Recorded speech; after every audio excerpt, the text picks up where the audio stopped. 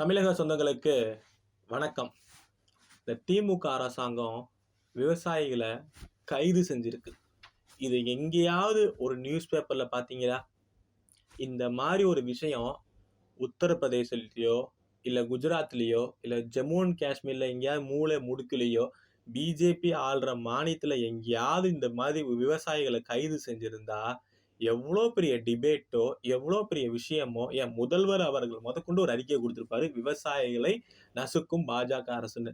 ஆனா, இப்ப 23 விவசாயிகள் மேல வழக்கு பதிவு செஞ்சு கைது செஞ்சிருக்காங்க. எங்க தெரியுமாங்க? திருவண்ணாமலை மாவட்டத்துல. அண்மையில இதுக்கு காரணம் தான் பெரிய அதிர்ச்சியே. என்னன்னா, அண்மையில நம்ம பார்த்திருப்போம். நம்ம துணை முதல்வர் திரு உதயநிதி ஸ்டாலின் அவர்கள் இளைஞரணி மாநாடு ஒண்ணு நடைபெற்றது. அதுல பார்த்திருப்போம் வீர வசனமா சினிமா டயலாக்லாம் பேசினாங்க. ரஜினி அவர்கள் போல அப்படியே சேர்லலாம் உட்கார்ந்து பெரிய ஒரு கூத்தே நடந்தது. அது ஒரு பக்கம் இருக்கட்டும். பட் அந்த மாநாட்டுக்கு நடைபெறதுக்காக ஒரு மணல் திருட்டு நடந்திருக்குங்க. அத தட்டி கேட்டதுக்காக தான், அத எதிர்த்து போராடினதுக்காக தான் 23 விவசாயிகள கைது செஞ்சிருக்கு. இந்த வழக்கு பதிவு செஞ்சு கைது செஞ்சிருக்கு இந்த திராவிட மாடல் விடியா அரசு. ஏன்னா, அந்த யார் அந்த விவசாயிகள் எந்த ஊர சேர்ந்தவங்கன்னா, திருவண்ணாமலை மலைப்பாம்பாடி ஏரியில. அங்க தான் இந்த மணல் எடுத்திருக்காங்க. என்னடா 1 மாசத்துக்கு முன்னாடியே இந்த மணல் திருட்டு நடைபெற்றிருக்கு. இதை எதிர்த்து அங்கேயே அந்த ஏரிய ஒட்டி அந்த லேக் ஒட்டியே அவங்க போராட்டம்லாம் பண்ண ஆரம்பிச்சிட்டாங்க. அப்ப இந்த காவல்துறை அவர்கள எப்பவும் போல கைது செஞ்சு மண்டபத்தை அடைச்சிட்டு மாலை 5 மணிக்கு வெடி வச்சிருக்காங்க. அதுக்கப்புறம் என்ன பண்ணியிருக்காங்க, எங்கள கைது செஞ்சு எங்க மேல நீங்க எல்லாமே நடவடிக்கை எடுக்கிறீங்க. ஆனா மணல எடுத்துட்டு போறாங்கல்ல, கடத்துறாங்கல்ல, அவங்க மேல எந்த வழக்கு பதியவே இல்லையேன்னு சொல்லிட்டு திருப்பி போராட்டத்த அறிவிச்சிருக்காங்க. இது யாருன்னா, அருள் அப்படிங்கிறவரு. இவர பத்தி நம்ம முன்னாடி பார்த்திருப்போம். திருவண்ணாமலை மாவட்டத்துல அந்த அருள் விவசாயிங்கிறவர் முன்னாடி கொஞ்ச நாளைக்கு முன்னாடி, வருடத்துக்கு முன்னாடி தான் இவர் மேல குண்டாஸ் போடப்பட்டு கைது நடவடிக்கை எடுக்கப்பட்டுச்சு இந்த விடியா அரசுனால. எதற்குன்னா, அந்த 8 வழிச்சாலைய போராடினாரு அப்படின்னு சொல்லிட்டு குண்டாஸ் போட்டாங்க. எங்க வ கோர்ட் கொட்டு வைக்குமோ அப்படிங்கிற பயந்து, அப்புறம் எதிர்ப்புகள்லாம் வந்தனால குண்டாஸ ரத்து பண்ணி அவர விடுவிச்சாங்க. அவரு அவரோட சேர்ந்து 23 விவசாயிகள கைது பண்ணியிருக்காங்க. என்னன்னா, அவர் இந்த மாரி மணல் திருட்ட தடுக்கணும். இந்த மணல் போய் ஒரு ரைஸ் மில்ல குமிச்சு குமிச்சு வைக்கிறாங்க. இது எங்க போகுதுன்னு பார்த்தா, இளைஞரணி மாநாடு நடைபெற இடத்துக்கு அந்த நிகழ்ச்சிக்காக, ஏற்பாடுக்காக இது போகுது அப்படின்னு சொல்லிட்டு அவர் ஒரு போராட்டத்தை அறிவிக்கிறாரு. அறிவிச்ச உடனேயே இந்த காவல்துறை தெரியும்ல, ஏதாவது ஒண்ணு ஆளுகிற ஆட்சிய எதிர்த்து ஏதாவது ஒண்ணு சொன்னா போதும், விடிய காலையில 4 மணிக்கு எத்தன வயசு 105 வயசா இருந்தாலும் சரி, 2 வயசு குழந்தையா இருந்தாலும் சரி, எங்க ஆட்சி இங்க நடைபெற ஆட்சிய குறை சொன்னா உடனே கைது நடவடிப்பாங்க. ஆனா அதுவே வேங்கை வயல் விஷயத்திலயா இருக்கட்டும், என்ன இல்ல ராமலிங்கம் அவர்கள் கொலை வழக்கா இருக்கட்டும், இல்ல கோவை அந்த கார் குண்டுவெடிப்பா இருக்கட்டும், இதுல எதுவுமே கண்டுபிடிக்க மாட்டாங்க. அவங்கள குறை சொல்லி பிரயோஜனம் இல்ல. ஏன்னா ஆளுகிற அரசாங்கம் அப்படிப்பட்ட அரசாங்கமா இருக்கு. அவங்க என்ன பண்ணுவாங்க, அந்த காவல்துறை விடியகாலை 4 மணிக்கு அருள் அவர்களையும், அவரு ஒட்டி அந்த அமைப்பை சேர்ந்த விவசாயிகள் எல்லாத்தையும் குறிப்பா 23 பேரை கைது செஞ்சு போளூர் அப்படிங்கிற போலீஸ் ஸ்டேஷனுக்கு அழைச்சிட்டு போயிருக்காங்க. அங்க எப்பவும் போல ரிலீஸ் பண்ணிடுவாங்க பார்த்தா, அவங்க எல்லார் பேர்லயுமே வழக்கு பதிவு போட்டிருக்காங்க. அந்த வழக்கோட விவரம் என்ன, 23 விவசாயிகள் மேல வழக்கு போட்ட விவரம் என்னன்னா, பிஎன்எஸ் ஆக்ட்ல 296 பி, 189 2, 191 2 அண்ட் 353 1 பி அந்த கிளாஸ்ல பதிவு பண்ணியிருக்காங்க. இதோட கொடுமை என்னன்னா, அந்த இப்ப பதிவு பண்ணியிருக்காங்கல்ல அந்த வழக்குகள், அதுல அவங்க எஃப்ஐஆர்ல எழுதியிருக்காங்க. அங்க இருந்த எஸ்ஐ, இந்த மாரி அருள் அவர்கள் தலைமையில பார்த்தோம்னா, நம்ம ஆளுகிற அரசாங்கம், தமிழக அரசாங்கத்தை எதிர்த்து போராடுறாரு. அந்த போராட்டத்துல கொச்சையான வார்த்தைகள் அதாவது கெட்ட வார்த்தையெல்லாம் சொல்லி கத்தி போராடுறாரு.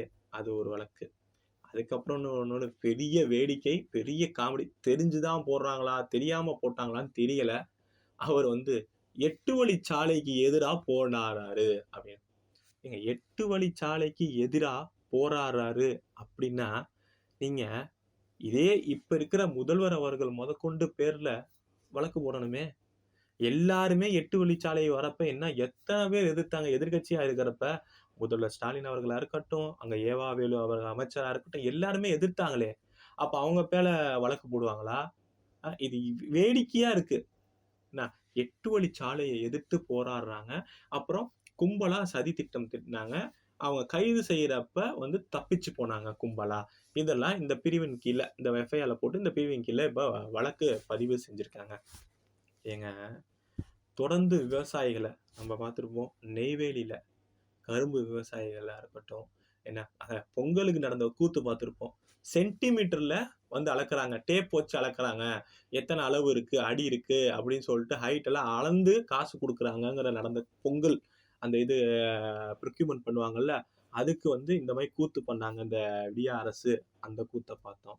தொடர்ந்து விவசாயிகள் மேல இந்த அரசு எந்த அளவுக்கு வன்முறைய கட்டவிழ்த்து விடுது அப்படிங்கிறத நீங்களே பார்த்தா போதும். இந்த ஒரு சம்பவம் இல்ல. ஏகப்பட்ட சம்பவம் நம்ம சொல்லிக்கிட்டே இருக்கலாம். ஆனா இதே சம்பவம் வேற எங்கேயாவது நடந்திருந்தா, பிஜேபி ஆளுகிற அரசாங்கத்துல நடந்திருந்தா, என்னென்ன பேச்சு பேசியிருப்பாங்க.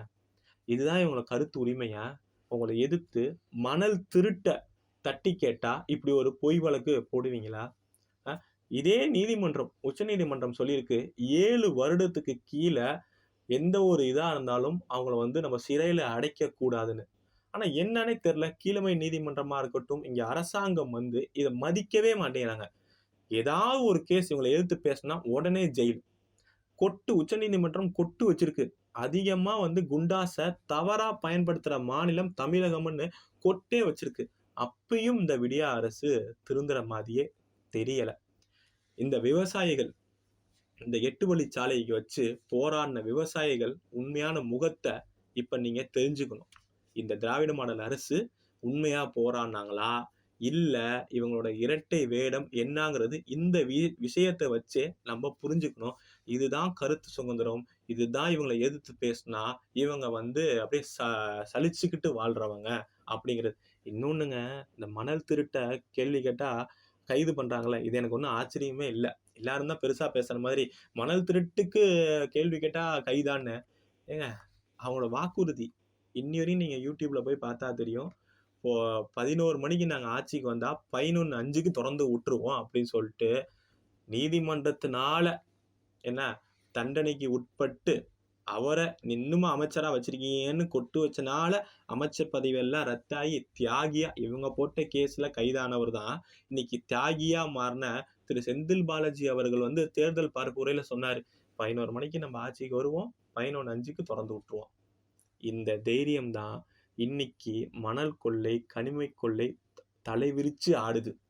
இத எதிர்த்து கேட்டா அது விவசாயியா இருந்தாலும் சரி, யாரா இருந்தாலும் சரி, குண்டாஸ்லேருந்து எந்த வழக்கு வேணா பதியப்படும். விடிய காத்தால 4 மணிக்கு நாங்க அரெஸ்ட் பண்ணுவோம். உச்ச நீதிமன்றம் சொன்னாலும் சரி, எந்த நீதிமன்றம் சொன்னாலும் சரி, 7 வருஷம் இல்ல, எத்தன வருஷம் இருந்தாலும் சரி, தண்டனை கொடுத்து சிறைச்சாலையில அடைப்போம். இதுதான் திராவிட மாடல் விடியா அரசோட கருத்து சுதந்திரம். இது மக்கள் புரிஞ்சுக்கணும். குறிப்பா விவசாயிகள் இத புரிஞ்சுக்கணும். ஏன்னா எந்த மீடியாலயும் இத பத்தி பேசவோ, ஒரு விவாதமோ கிடையவே கிடையாது. நன்றி, வணக்கம்.